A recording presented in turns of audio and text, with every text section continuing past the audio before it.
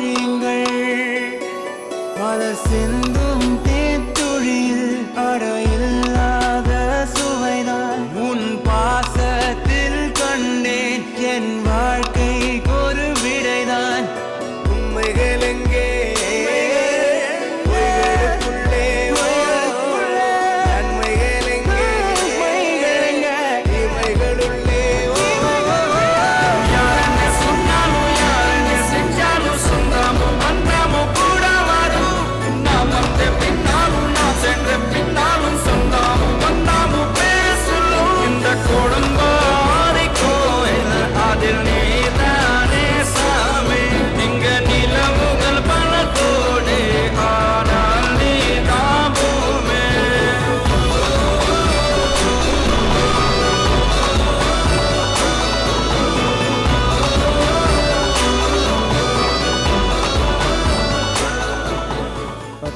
தலைக்கட்டு ஓட்டு சாமியார் ஆசீர்வாதம் பண்றது தான் இருக்கு.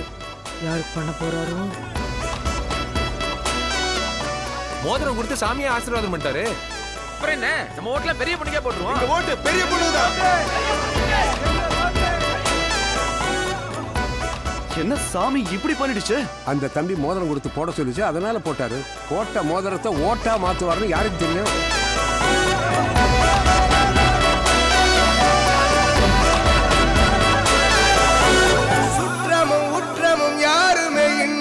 வாழ்ந்திடும் வீட்டினில் தெய்வம் இல்லை, பாசங்கள் நேசங்கள் ஏதுமே இன்றி வாழ்ந்திடும் வாழ்க்கையோ வாழ்க்கை இல்லை.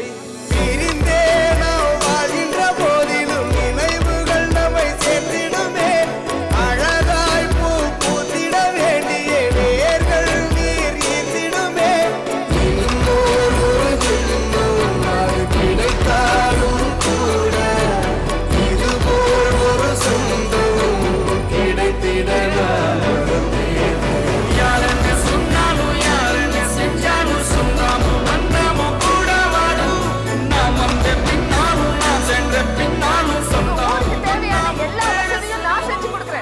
அப்படியே கூட்டத்தை பார்த்து, ராமசாமி உன் தென்னை நல்லா காய்க்குதான்னு கேளுங்க. எதுக்கு கேளுங்க.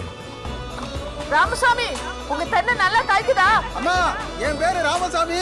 என் தோப்புல தென்னங்கன்னு இருக்குங்கிற வரைக்கும் தெரிஞ்சு வச்சிருக்கீங்களே. நீங்க தான் எங்க எம்எல்ஏ வரணும். எங்க எல்லா ஓட்டும் உங்களுக்கு தான். எல்லா ஊர்லயும் யாரோ ஒரு ராமசாமி கண்டிப்பா இருப்பான். அவன் தோட்டத்துல கண்டிப்பா ஒரு தென்னை மரம் இருக்கும். அதான் லாஜிக். பெரிய பொண்ணு, சின்ன பொண்ணு, பொண்ணு